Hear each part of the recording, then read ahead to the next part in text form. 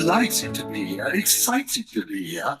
I've really enjoyed writing the book I've written, Somewhere a Boy and a Bear. I've loved writing it, and I've been travelling around the country talking about it. This time last week, where were we? We were in Ilkley. I love going to Ilkley because you go via Leeds. I love going to Leeds because when you're in Leeds, you're me. You think of the first time you went to the theatre and saw a Shakespeare play. I was a boy, quite young. My parents took me to this play because it starred a very great English actor called Sir Donald Wolfett. Now, some of you clearly from that murmur do remember the name. He was born of the same generation as other great actors who we remember perhaps better, like Sir Laurence Olivier, Sir John Gielgud, Sir Michael Redgrave, Sir Ralph Richardson, all born in the first decade of the 20th century. Sir Donald Wolfett, I think, almost should be remembered more than that, because one of the things he did was to take Shakespeare the length and breadth of the British Isles. And he'd go to a city like Leeds, where I saw him, with 5 or 6 Shakespeare plays, and would perform a different play every night. And he was famous for not just being a great Shakespearean and having his own company with his wife, Rosalind Iden, they would tour the country, but also for his speeches at the end of each performance. After you'd seen whatever the play was, he would appear to take the curtain call, but not just bowing between the curtains, he'd actually be hanging on to the curtains to show you how exhausted he'd become in his endeavour to please you. So he'd hang on to these curtains, wheezing and sweating to show you he'd given his all. Even if he'd only been playing Shylock and hadn't actually been on the stage for 40 minutes, he still appeared at the end, totally broken by the experience. And on the night that we went, and the reason I remember it so vividly, he was making this kind of speech where he would thank you for your patronage that evening and invite you to come to see another play the following night. And this is what happened. He hung onto the curtain and he said, "And tomorrow night we shall essay the mighty tragedy of Othello. I myself will be playing the part of the noble Moor of Venice, and my lady wife, Miss Rosalind Iden, she will be playing the part of the fair Desdemona." At which point, a voice in the gallery called out, "Your wife's an ugly old cow." Nevertheless, she'll be playing the part of the fair Desdemona. I make no apology for telling a theatrical story to begin with, because A.A. Milne would have liked that. A.A. Milne, Alan Alexander Milne, born 1882, 2 years, I think, before the county press was founded. Got ahead of the game there.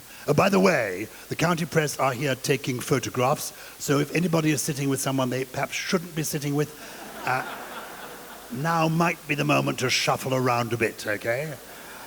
Born 1882, died 1956. He thought of himself as a playwright. That's what he would like me to be talking to you about. His work as a playwright first, and maybe a novelist second. But he really was a very successful playwright. He wrote more than 40 plays and screenplays. He was in the silent film industry in the early 1920s, had a film company with Leslie Howard, the great actor who went on to star in Gone with the Wind. In 1922, in the West End of London, you could see one of 7 plays that were put on in the West End that year by A.A. Milne. Throughout the 1920s, he had big successes on Broadway and in the West End as a playwright. That's how he saw himself, A.A. Milne, playwright. Also, a very successful novelist. He wrote a murder mystery in 1921, published in 1921, called The Red House Mystery, published a year before Agatha Christie published her first famous murder mystery, The Mysterious Affair at Styles, the one that introduces Poirot to the world. But if you look at the history of the English classic crime thriller, many people say that the first of the golden age of murder mysteries was written by A.A. Milne. It's a book that's been in print ever since it first appeared. So he saw himself as a playwright and as a novelist. But you're not here because of that. You're here for this reason. He created Winnie the Pooh.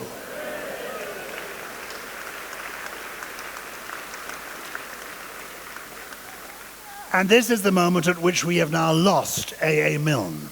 He would have been so frustrated by this phenomenon because Winnie the Pooh made him very rich and very happy. He was already rich, he was already happy. And this made him, well, very famous, very, very famous. But it didn't make him totally contented. Winnie the Pooh did not provide him with lifelong contentment, quite the reverse, as I will touch on. Winnie the Pooh came into his life a year after his son was born. Christopher Robin Milne was born in 1920, August 1920. And a year later, his parents went to Harrods department store in London and bought a bear, about this high, a brown bear, made by an English company called Farnell, and gave it to their boy. A few years later, well, the Winnie the Pooh stories were born. And the success of Winnie the Pooh eclipsed everything else in the life of A.A. Milne. The two books of children's verses, When We Were Very Young and Now We Are Six, and the two Winnie the Pooh books amount in all to 70,000 words, no more. My biography of the Milne family and the story of Winnie the Pooh is, I think, about 120,000 words. But it's 70,000 words from A.A. Milne that have made his reputation the reason you're in this room today. But in his lifetime, he wrote more than 1 million words. So for him, it was quite frustrating, and is quite frustrating, that all he is known for is Winnie the Pooh. Christopher Robin, and this is the reason in a way that I am here, my story, I suppose my story with A.A. Milne begins when I was a little boy in the 1950s. My parents, who were good and loving parents, the best parents you could possibly want to have, they read me the verses from those two lovely books of poems that do still stay in the head. You know, they really are. The king asked the queen, and the queen asked the dairymaid. The changing guard of Buckingham Palace, Christopher Robin went down with Alice. I can't walk to this day along a London street and tread on the lines between the paving stones without thinking of A.A. Milne. And when our children came along, though we lived in London, not in the Ashdown Forest, we would go to Regent's Park, we'd find a bridge, and we'd play Pooh Sticks. And we read these books of verses to our children when they were very small in the 1980s. And reading them one day, I thought, these poems are really rather wonderful. Maybe there's a show in this. And there'd been a very successful show in the West End called Side by Side by Sondheim, which celebrated the music, the lyrics of Stephen Sondheim. And I thought, let's do a side-by-side by Winnie the Pooh, or even a side-by-side by A.A. Milne. And I needed a composer. And so I phoned the composer I knew, who was a man called Julian Slade. Julian Slade wrote Salad Days with Dorothy Reynolds. I don't know if anybody remembers Salad Days. It's a wonderful show. Looking for a P-I-A-N-O. Anyway, he wrote Salad Days. I phoned him up and I said, I want to do a show about A.A. Milne and Winnie the Pooh. He said, well, you've come to the right person. He said, because I, as it happens, am a friend of Christopher Robin. I thought, Christopher Robin? I said, but he was born in 1921. And he said, well, he's still alive. He's in his 60s now. It's the 1980s. We can go and see him. And so with Julian Slade, I went down to the West Country and I met the real Christopher Robin, which is a pretty remarkable thing to do. He was then in his 60s. And I hadn't thought of getting in touch with him because he kept a low profile. And I didn't think anyway, when I did stop to think about it, would I be the sort of person he would want to meet? Because I'm a bit of a Tiggerish sort of person. Whereas I knew that Christopher Robin was a shy person, reluctant really to talk about being Christopher Robin and about Winnie the Pooh and all that. So I would never have approached him on my own. But through knowing Julian was my passport to meeting Christopher. And I met Christopher Robin, and we worked on this play, Julian and I and Christopher, and I wrote a play called Now We Are 60, which was about the family of A.A. Milne. And I'm very thrilled that when we'd finished it, Christopher Robin wrote to me a lovely letter in which he simply said, and I've reproduced it, I'm so proud of it, in the book, simply a letter saying, Dear Gyles, I think you've got our family just about right. Which is really quite an accolade, and a real accolade when you discover how complicated the family story is, and how conflicted the relationship of A.A. Milne, Christopher Robin was with the books, those 4 children's books that have been among the most successful books published in the history of the world. So I got to know Christopher Robin. That's quite exciting. And we wrote this show, which was wonderful. And we opened at the Cambridge Arts Theatre, and playing Christopher Robin in the show was the young Aled Jones. Yeah, he was a boy soprano then, hugely famous, and he played Christopher Robin. And we were destined to go into the West End, due to go to the Ambassador's Theatre. And unfortunately, during the run, and he sang so beautifully, little boy kneels at the foot of the bed. I mean, not a dry eye in the house. At matinees, not a dry seat either. I mean, it was a hugely successful show. And Christopher Robin, played by Aled Jones, he was the star. But maddeningly, during the run in Cambridge, Aled's voice began to break. Night after night, my wife was in his dressing room with the rubber bands, trying to adjust them.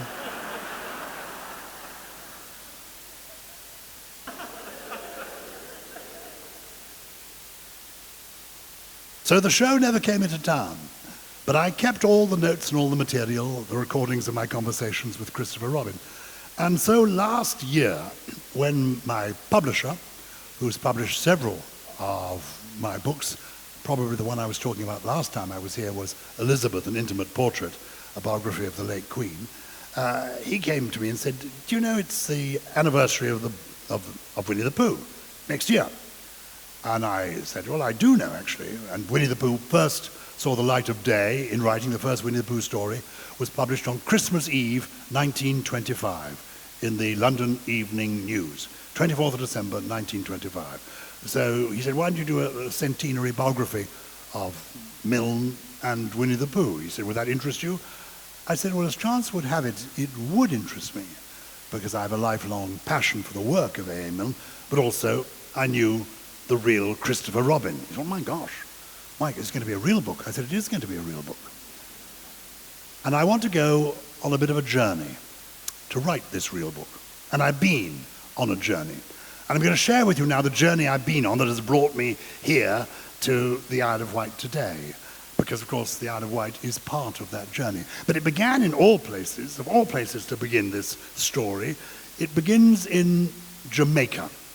Why? Because A.A. Milne's family, his father, was born in Jamaica. This is a world where everybody seems to know themselves by their initials. There's a generation of writers who simply call themselves, A.A. Milne, P.G. Wodehouse, H.G. Wells. That's the way it seemed to work. They all call themselves that. Initials seem to be strong. Well, A.A. Milne's father, known as J.V. Milne, was born in Jamaica, the son of missionary parents. And I wanted to go there for a reason. And we loved going there, of course, as well. I took Michelle, and we stayed in a beautiful hotel. Had we known that Seabourn were ready to sponsor us,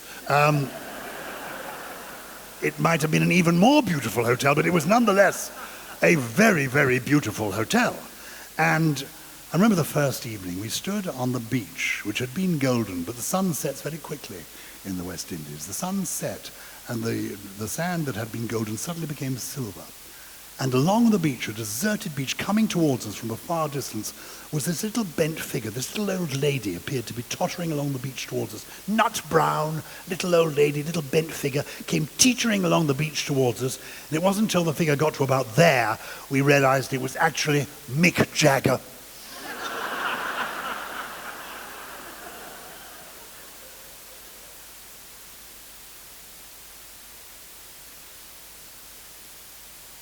He turns out to be a great fan of Winnie the Pooh too. But that wasn't the reason we'd gone to Jamaica to meet Mick Jagger. We'd gone there to discover the parish of Clarendon. And this is where J.V. Milne, father of A.A. Milne, was born. And it's still extraordinarily unspoilt. We found ourselves in a wooded area with the most beautiful trees and plants and flowers and insects and butterflies and birds. It was truly an enchanted place. And that's what I was looking for. Because what A.A. Milne is about, and indeed what many of the great English, British children's authors across the centuries have been about, is creating enchanted places. I think it's one of the reasons that it is British authors who in the history of the world have dominated children's fiction for at least 150 years. You can think of Lewis Carroll creating Wonderland. You can think of J.M. Barrie creating Neverland. You can think of Kenneth Grahame creating that riverbank with all those wonderful, wonderful characters there. And A.A. Milne took us to the Ashdown Forest, to that world where Winnie the Pooh and Piglet and Kanga and Roo and Tigger and Eeyore, where they all lived. It's an enchanted place.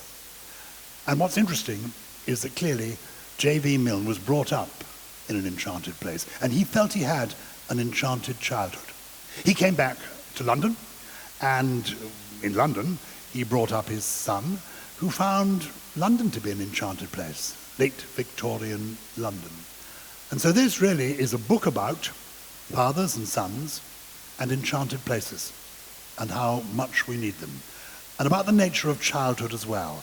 A.A. Milne later formed the view that pure happiness is only available to us when we are children. There can be plenty of happiness later, you know. A.A. Milne was happy in the early years of his marriage. He was happy when he had a successful play in the West End or Broadway. He was happy when one of his novels, was in the top list of bestsellers.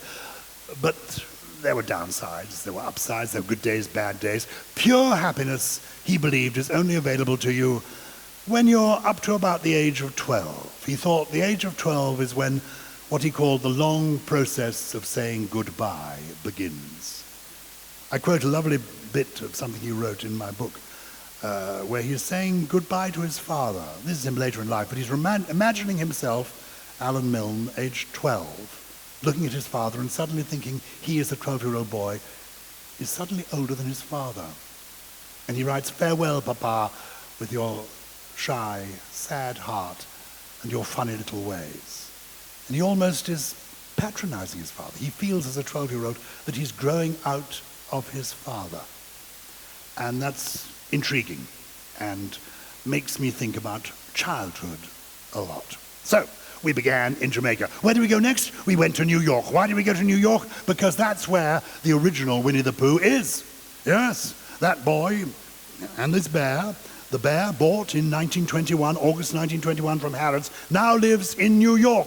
Why does it live in New York? Because in 1947, the publishers, American publishers of Winnie the Pooh, said to A.A. Milne, "You won't come over to the States. Could you send the bear and some of the other toys?" And A.A. Milne said, "Why not?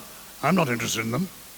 And more intriguingly, Christopher Robin, to whom they belonged, said, "I don't mind at all.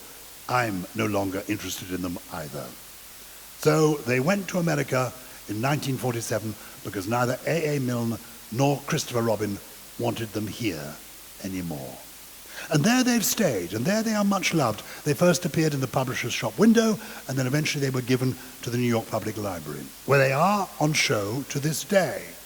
When I say they're on show, if you go to the New York Public Library, the most visited library, I think, in the world, if you go to this library, you will see there's an exhibition permanently on called The Treasures of the New York Public Library. It contains many amazing things. It contains, of course, a first folio of Shakespeare, first quarter of Shakespeare. It contains the American Declaration of Independence, signed by George Washington. Of course it does.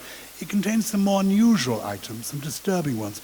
They've got there the walking stick that Virginia Woolf left on the riverbank on the day she took her own life. They've got a writing desk belonging to Charles Dickens, a most extraordinary collection of items. 54 million items in that library.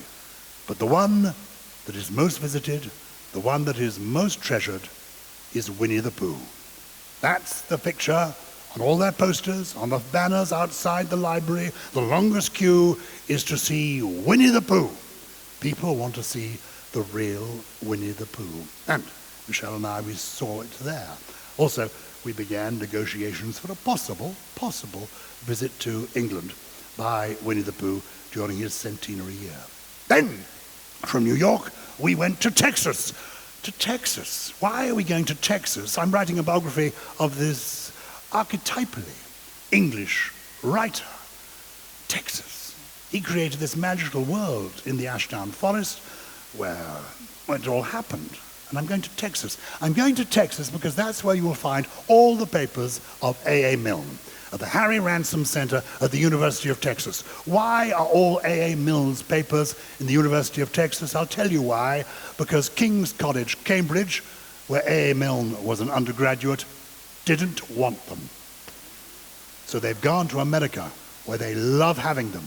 And not only do they love having them, but they are beautifully kept, and their belief in open scholarship is such that when we went, we were not just welcome, but I was told, anything you want, you can use, and for free.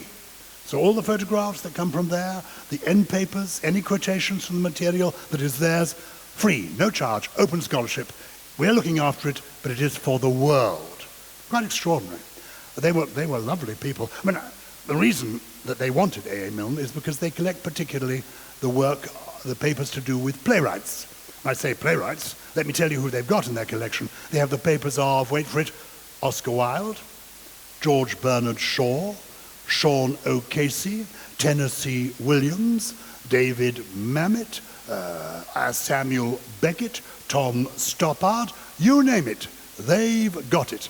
So A. Milne would have liked that, being with the greats of playwriting. It could be a bit disconcerting, I must say. I mean, couldn't have been more friendly, but I do remember they allowed me to photograph anything, which was important, because A. Milne's handwriting was very difficult to decipher. So there you were, manuscripts, correspondence. You couldn't really read it. I was able to photograph it, bring it home, and then blow up so I could actually read what he had written. My laptop had to be kept in a locker overnight. And this was the only disconcerting thing. On the door of the locker it said, "Please do not leave your handgun in the locker overnight." Got to remember we were in Texas. There was a marvelous man called Eric Collieri, who was the curator, who showed us round. And we went down into the bowels of the building on the first day towards the A.A. Milne papers. And he said, "Oh, I know you're interested in other playwrights. We've got a lot of Wilde material here. You're the president of the Oscar Wilde Society." I said, "Yes." He said, "We've got somewhere here. We've got the original manuscript of Salome in Oscar Wilde's own hand in the French. It's over here." "Oh, yeah, here it is," he said, "under the last will and testament of Lord Byron." It's that kind of collection. Oh, and when we fell to talking about Oscar Wilde, and we found ourselves talking about the importance of being earnest. The best play written in the English language in the entire 100 years of the 19th century. Quite an achievement. Anyway, we were talking about the importance of being earnest. I was talking about the time I played Lady Bracknell. Didn't surprise Eric at all. And we fell to talking about Dame Edith Evans. Now, those of you who remember Donald Wolfett will probably remember the name of Dame Edith Evans. Great British actress, famous for playing Lady Bracknell on stage and in the film of The Importance of Being Earnest. She is the person who gave immortality to the line, "A handbag." That's Dame Edith Evans. And he said, "Oh, we've got Dame Edith Evans' papers," amazingly, "and her costumes." And when he told me that, it reminded me of a wonderful story I was told by the late, great Dame Maggie Smith. When Maggie Smith was young, she first worked with Edith Evans. And she told me this story about Edith Evans that I really love. Edith Evans was a great actress. Not famous as a great beauty, famous as a great star and a great, great actress. And in the late 1930s, Edith Evans was asked to play in As You Like It at Stratford-upon-Avon, playing the part of Rosalind. Well, by then she was already in her 50s, and she didn't feel she had the looks anyway. She felt she was too old. And to make matters worse, Orlando, the leading man, was going to be played by the young Michael Redgrave, who was then in his 20s, tall, hugely handsome, just an Adonis. And she thought, I'm in my 50s, I'm no great beauty, I've got to play Rosalind, here's Orlando, it's a nightmare. And so, in the wings every night, to get herself ready for the performance, to psych herself up, she would, according to Maggie Smith, Edith Evans, stand in the wings thinking to herself, oh God, I'm in my 50s, I'm no great beauty. But to get herself ready, she would, before she went on, out loud, say this to herself: I am young, I am beautiful, and my breasts are firm.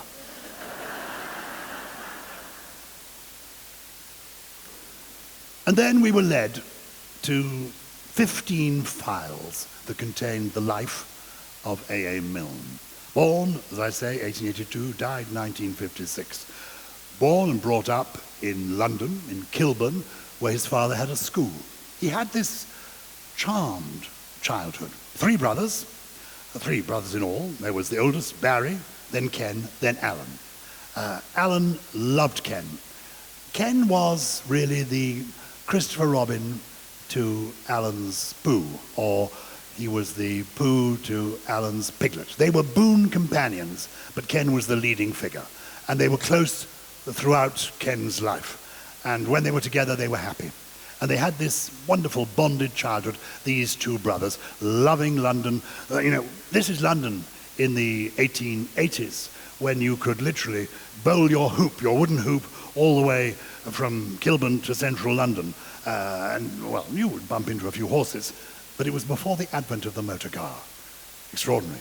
And you could take your bicycle or your tricycle, and you could go from Kilburn to the Albertopolis and to spend a day at the Natural History Museum. They had a wonderful childhood. An enchanted place doesn't need to be a wood or a forest, doesn't need to be a bed of bluebells. It can be the streets of London. They had a very happy childhood. There were three brothers. I ought to mention that Alan didn't much like his oldest brother, who was called Barry. There's a photograph in the book of the three brothers. And one of those brothers was the brother that Alan said he didn't trust or like. When you look at that photograph, you'll immediately see which of the three brothers it is. Anyway, he's happy as a boy. He then goes to school, to Westminster School, and it's worth mentioning this. At Westminster School, he was relatively happy, except for the food. He loathed the food. A. Milne was somebody who liked food, particularly comfort food. He did like a little bit of butter to his slice of bread. He did like honey. He liked those, well, don't we all? He liked those comforts, because they're called comforts because they are comforting. He did not like the repellent school food at Westminster. Which is interesting, because when he came to die, in his will, he left his estate divided four ways. A quarter to his family, a quarter to the Royal Literary Fund, because he was a serious writer and he cared about other writers, a quarter to the Garrick Club, which is a gentleman's club in London to which he belonged, and which was for him an enchanted place. It was somewhere he could go and feel safe. He was quite shy, but gregarious at the same time. He enjoyed company, but he was a bit buttoned up. Didn't want to give away too much of himself. A club with other chaps, where you know the rules, that suited him. So he left a quarter of his estate to them, and a quarter to Westminster School. And when I tell you that the estate, when finally counted up, including all the money that came into the estate from the Disney Corporation when they acquired and then reacquired the rights in Winnie the Pooh, amounted to more than £300 million, we are talking serious money. The bequest to Westminster School is the largest bequest to any school in the history of education worldwide. And still, according to my grandson's best friend, the food is appalling. So he goes to Westminster School, where he goes then to Cambridge. He's clever, quite clever. He's a mathematician, but his real ambition is to write. He wants to write. He particularly wants to write for a magazine called Punch. Punch is this is before the era. There was no radio, no television, no internet. There were magazines and newspapers, and that's what people read. That's how they got their light entertainment. And he wanted to write for this magazine called Punch, globally famous around the British Empire. And at Cambridge, he wanted to become editor of the university magazine, The Granter, and he did. And amazingly, the Granter was seen by some of the editors at Punch, and one of them wrote to him saying, "We like your stuff. Do you want to write for us?" And so he began writing for Punch. And that's how he first became famous, writing as A.A.M. in the pages of Punch. He wrote beautifully some poems, funny poems, amusing verses, and beautifully observed sketches. And he was quite as famous in his day as any comic writer would be today. Take somebody like Craig Brown, Alan Corran. He was in that sort of league, but much more famous because the magazine was much more famous. He was like a television star in print. So he was happy doing that. And then he met a girl. Well, because she was the goddaughter of the editor of Punch. In 1913, she was 21, He was taken to her 21st birthday party. He was then in his late 20s, and they met. And they got on well immediately, and for a reason. She was the goddaughter of the editor of Punch, so she knew the magazine quite well. But when she met A.A. Milne, she said, "Oh, I know your work, I like your work." And he thought, yeah, well, they all say that, don't they? And then she said, "Oh, I tell you what I like." And then she began quoting to him, word for word, from some of his articles. "Ladies, this is the way to do it." To the end of his days, if you asked A.A. Milne why he had married Daphne, her name was Daphne de Selincourt, he would have told you, "I married Daphne because she laughed at my jokes." 5 words, but it sums it all up. That is all it takes. Laugh at their jokes. I have in front of me here somebody who's been 57 years. If she doesn't fall asleep before the end of the sentence, and we get to the end of the sentence, she does laugh at my jokes. It is the only way. It is the only way that works. And it worked throughout his life for Alan Alexander Milne. So they get married. They are happy, very happy. The First World War comes along. And with the Great War, great sadness, anguish for A.A. Milne, because he is a pacifist, but he's also a realist. He knows he has to serve, he wants to serve, he loves the fighting man, respects the fighting man, hates the notion of war. But they have a very happy time, he and Daphne, particularly here when he is stationed on the Isle of Wight. His 2 homes here, and I write about it in the book, his 2 homes here on the Isle of Wight were really very special to him. They were, when he would dictate, he'd have a long day, he was in signals, long day of training people here on the island, and then he'd go back to his home, and he would dictate stories, the beginnings of plays. They would do them, almost create them together. He always referred to Daphne as his collaborator. He and his collaborator would work on whatever they were doing. And he believed that he did some of his very best work here on the Isle of Wight. And they were both alarmed when he had to be sent to the front, because eventually he did. He actually served as part of the Battle of the Somme. 1 million people died, the Battle of the Somme. And he was invalided out with trench fever. Came back, went on writing the plays, writing the novels, becoming more and more successful. And then in 1920, they have this boy, Christopher Robin. He gets the bear, who comes to be called Winnie the Pooh. Winnie, because they visit London Zoo and there's a real bear there called Winnie Peg. Rather amusingly, in the book, I've got a picture of Christopher Robin with Winnie Peg. No health and safety nonsense in those days. This is a little boy aged about 5 holding the paw of a gigantic, real not Russian, it looks a bit Russian, real Canadian brown bear. Just extraordinary. Actually inside the pit with the bear. Amazing. But anyway, they both seem to have survived, known as Winnie for short. And the Pooh bit comes from, they used to go on holiday somewhere in the summers, and there was a lake, and there was a swan on this lake. And the swan was never very cooperative. So after trying to feed the swan, which wouldn't come over, they would go away going, oh, Pooh. So Winnie the Pooh is named after a bear and a swan. Of course, Winnie the Pooh is the only other famous figure with "the" as a middle name. The other one, of course, being William the Conqueror. So there they are as a family, a happy family. I say a happy family, though when I got to know Christopher Robin, he said to me, if I can't tell you I loved my mother, that's because I never really knew her. I knew my father when I was in my teens, but when I was small, it was Winnie the Pooh and we were inseparable, and Noo and I were inseparable. Noo was his nanny. And he loved his nanny. He felt not being more loved as he saw it by his parents. Though, actually, having known people of that vintage, having indeed written a biography of the late Queen and of the late Duke of Edinburgh, they did their best, and it was a different world. And they saw their boy quite often, but Noo did most of the heavy lifting. It was Noo and he who went down to Buckingham Palace, etc.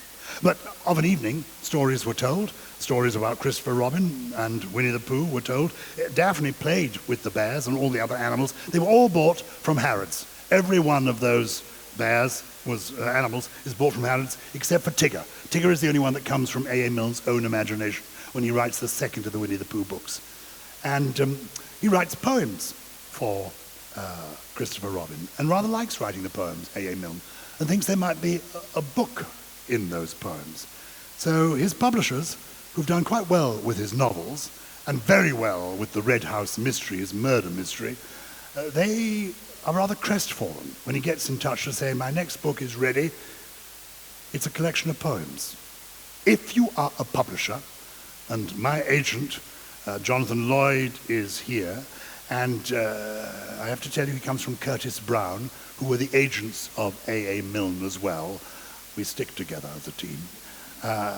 You don't want to hear that your successful, best-selling murder mystery writer has written a collection of short poems for children, nursery verses.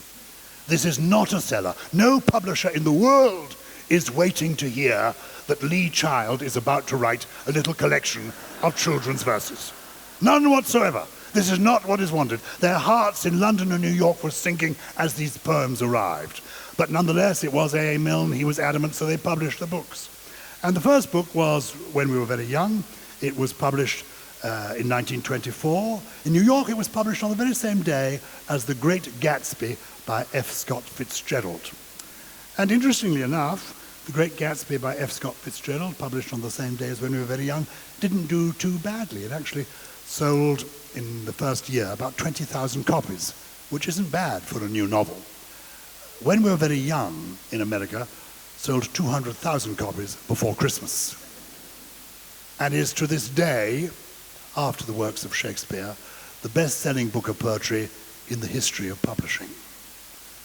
So the publisher said, well, we'd like another book of poems, please, for next year. He said, no, I'm doing something different now. I've got these stories. Stories? Yes, about Winnie the Pooh. Anyway, they went ahead with that, and the rest, in a sense, is history. Winnie the Pooh was published 100 years ago and has been one of the most successful children's books ever published.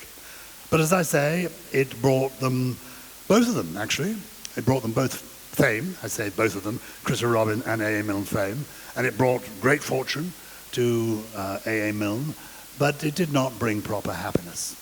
Certainly for A.A. Milne, he was just frustrated that from then on in, all he was seen as was the man who wrote these children's works. And he felt there was so much more to him. And for Christopher Robin, in the early days, he quite liked being Christopher Robin. It was quite fun having your photograph taken and signing autographs. He went, in fact, to HMV Studios and recorded a version of himself singing, "Little boy kneels at the foot of the bed." He quite liked all that. And in 1928, interestingly, there was a survey done of who were the most famous children in the world. This was a survey done in America. Who were the most famous children in the world? And the top two names, the top girl was Princess Elizabeth, and the top boy was Christopher Robin. Think of being the most famous boy in the world. Anyway, he was quite happy to be the most famous boy in the world for a while, and then he went away to boarding school, and it wasn't so amusing. He was bullied, he was teased. In the common room they had a copy of a record made by Vera Lynn. There were many versions of Little Boy Kneels at the Foot of the Bed, but the most successful was by Vera Lynn. And in the senior common room, they wound up the gramophone, they played the record endlessly. He couldn't bear it. One night, he snuck into the common room, found the record, and took it out into the wood, broke it into 100 pieces and buried it. He could not bear being Christopher Robin. And then, the Second World War came along, he joined the army more. Oh, Christopher Robin.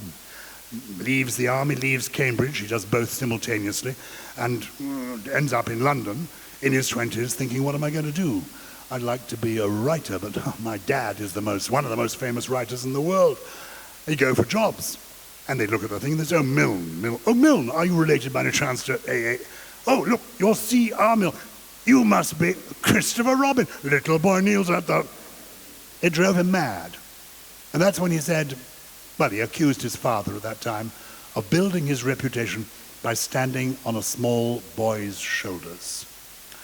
And that's really where he ended his relationship with his parents. He just didn't want it anymore. He resented being a boy in a world-famous storybook. And he was quite unhappy, quite lost. He said to me, I was lost. I was completely lost until I found Leslie. Leslie wasn't his first girlfriend, but she was definitely the love of his life and became his wife. And they were very happy together, and I was lucky enough to know Leslie. And the thing I want to tell you about Leslie, they met in the late 1940s. Leslie, he met and he loved her at once, and she loved him at once. But I have to tell you, they were first cousins. And I think I told you at the beginning, didn't I, that A.A. Milne had a brother called Barry that he despised, had contempt for, and in fact didn't speak to for about 30 years. Well, Daphne, Alan Milne's wife, Daphne de Selincourt, she had a brother as well, who she despised, didn't like, and didn't speak to for 30 years. And that's the reason that her brother's daughter had never met the family before. And so when A.A. Milne's wife's brother's daughter married A.A. Milne and his wife's son, these two had never met before. They were first cousins. They fell in love. This was appalling to A.A. Milne and Daphne, because she couldn't bear the fact that her son had fallen in love with the daughter of her despised brother. Also, they were worried they were first cousins. They went through with the wedding. Both families were at the wedding, but both families never met again. And Christopher Robin and his wife, Leslie, they went down to the West Country, where they opened a lovely bookshop called the Harbour Bookshop, and lived quite happily ever after, and hardly ever seeing the parents again. Christopher Robin went to his father's funeral in 1956. Leslie, his wife, didn't go, or she had an excuse, she was pregnant. But after the funeral, Christopher Robin didn't see his mother again until the time of her death. So it was a family that broke up. Christopher Robin and Leslie had a daughter, a lovely girl called Claire, who I was lucky enough to meet and get to know a little bit. Claire was born with cerebral palsy. And one of the real lessons in my life that I learned was from Christopher Robin when he introduced me to Claire for the first time. He said, it's frustrating. If you are Christopher Robin, people always say to you, the first thing they say to you is, do you have any children? And he said, I used to sort of avoid the question, and now I'm just straight on about it. I say, yes, we have one daughter. She's called Claire. She has cerebral palsy. She's fine. Thank you very much. And we move on. And then he said to me, you're going to meet Claire. And he said, you know, it's only a problem if you have a child with disabilities, if people are hung up on the disabilities. If you're concerned with what she hasn't got, rather than what she has got. And Claire had so much. When I knew her, Claire was already grown up. She was a very funny and lovely person. She loved to laugh. She loved to sing. She loved to dance. She was a grown-up. She loved a glass of wine. She was a very happy person. And as Christopher said to me, if you look at people through the prism of their disability, that's all you will see. If you look at them through who they are, then you will see them.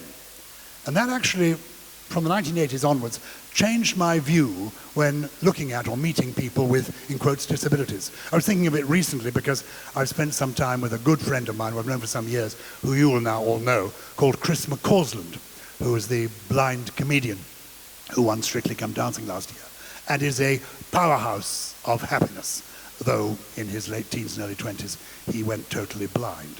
So there is this interesting, complicated family.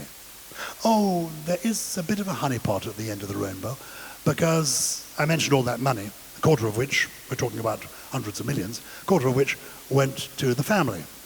But Christopher Robin would not touch a penny of it, nor would his wife. He said, I don't want any of that money. That money is built on using my name, on the whole Christopher Robin, Winnie the Pooh thing. I don't want any of it. But as the years went by, he and his wife came to realize that with their daughter, Claire, cerebral palsy, they might need some money for carers for her. They also thought they might predecease her, which Christopher did. They needed to build her a house and enable people to look after her, which they did. So they took some of the money. Not mega millions, but millions, enough to look after her properly.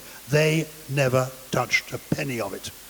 And when Claire died, the residue of it went into the Claire Milne Trust. And 2 weeks ago today, Michelle and I were in Bath, and we met the current chair of the Claire Milne Trust, who confirmed what I say in the book, and that is that the Claire Milne Trust, over the years, has given away now some £12 million to children and young people with disabilities. So that's the honeypot at the end of the rainbow. But really, what I'm telling you is a story about a complicated family. And yet, at the heart of it, the reason you're here, is something very simple: the success, the beauty of those early books. So I want to end by making you think about why Winnie the Pooh has lasted, why Winnie the Pooh is special. When I've told you this, I shall be going round the corner there to flog my books. I mean, it's very sweet of Richard to say that I've come back 3 years, and I do love seeing him, but I only see him whenever I come back here, so, I can't love him that much. Well, I do, but I just have these complicated feelings about his wife, and, better to stay away, our boundaries and all that. Anyway, but we're here to flog the books, and there's a reason for that. My wife and I have come here to sell these books to you for a reason. We need the money. People say to me, why are you still working at your age, Gyles? And I say, that is the reason I'm still working. We need the money. We have 3 children, 7 grandchildren. We've discovered over the years that money is the one thing keeping us in touch with them. And with these 7 grandchildren, can you imagine? 7 grandchildren. We try to help, We do our best to help. We try and chip in with the school fees and all that. And that is why, ladies and gentlemen, we need to sell 20% more books this year than when I was last year.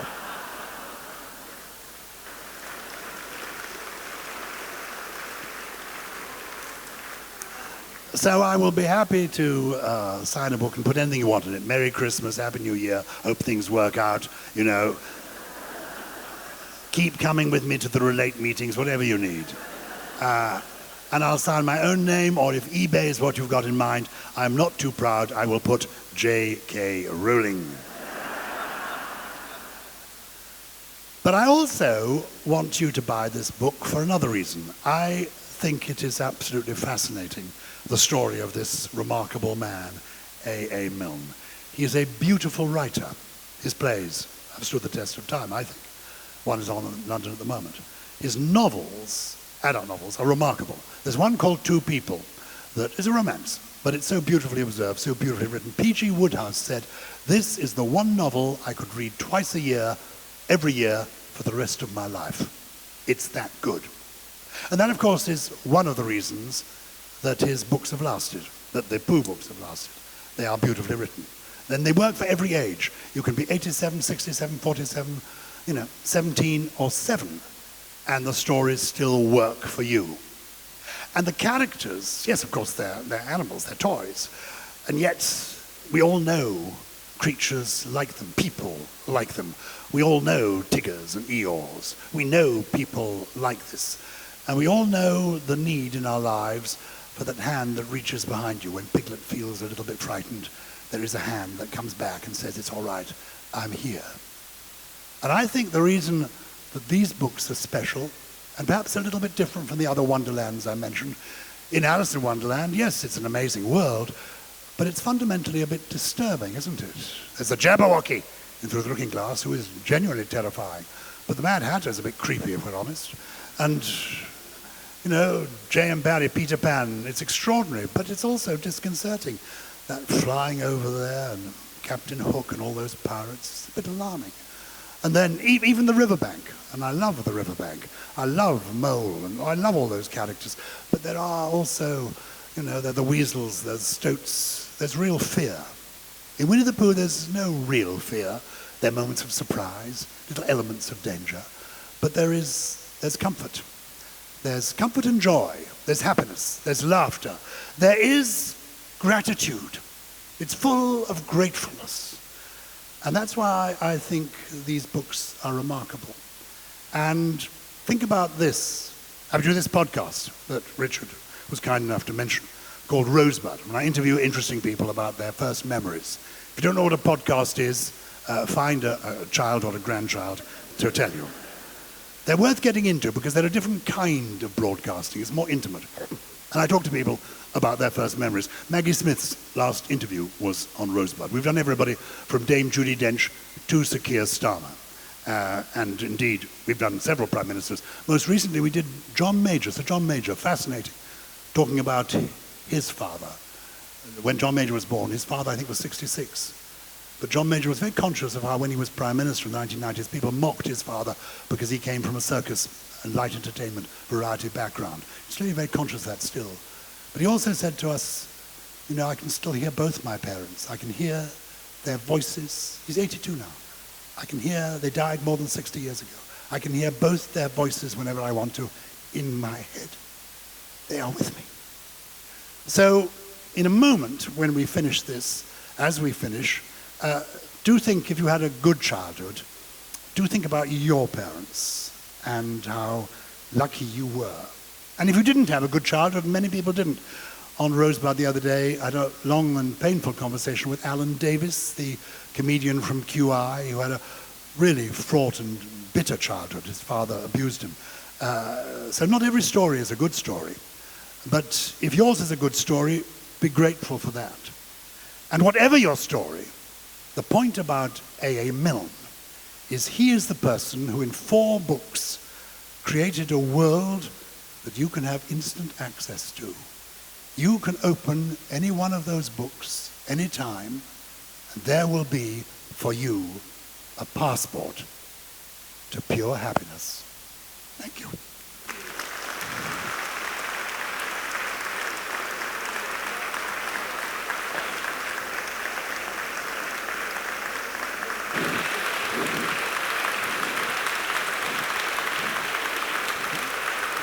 And we'll do the jumper now. Their jumper. The people with the jumper. Yes. Ah, yes.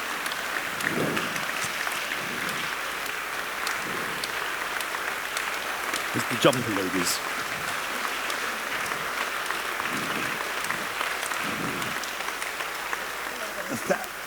Are the ladies with the jumper here? They're very exciting. We have a special moment is about to happen. I'm going to do something very special. Is one of you coming up with the jumper? One lady is going to come up and bring me a special jumper.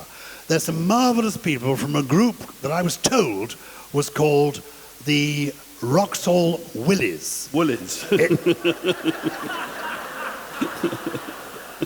Would you come up onto the stage?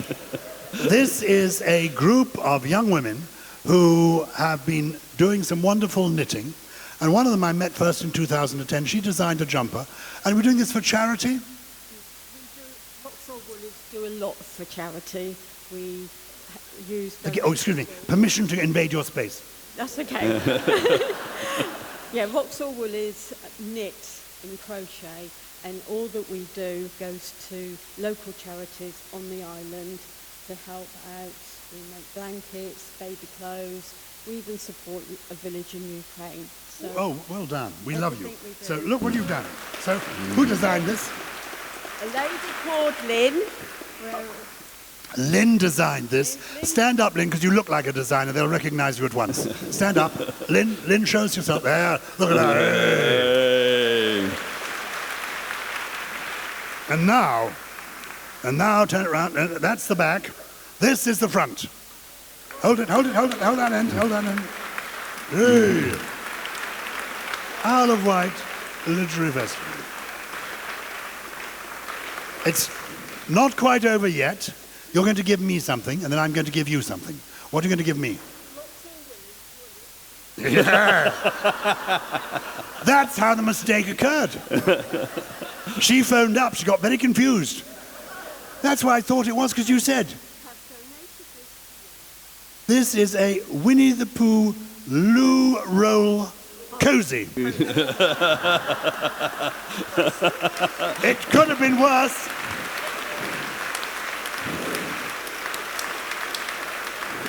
I was fearing it was going to be a Roxall Willy Warmer, but this will be fine. Michelle, can you catch that? Hey.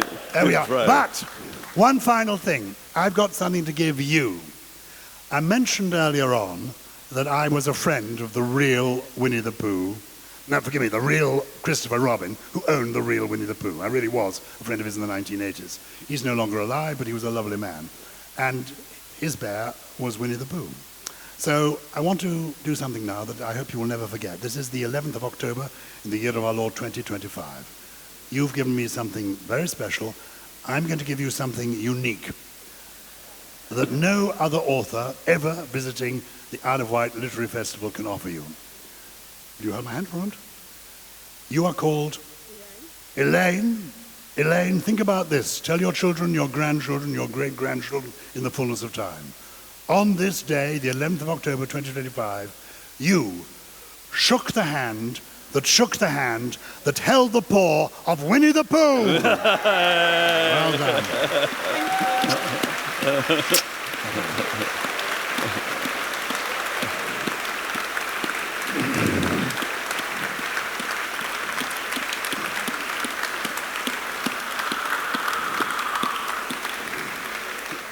On behalf of you all, Gyles, thank you very much indeed. Oh, lovely. Thank you. Thank you very much. Thank you. See you around the corner. He's signing books. Well done. We'll go and do the signing now.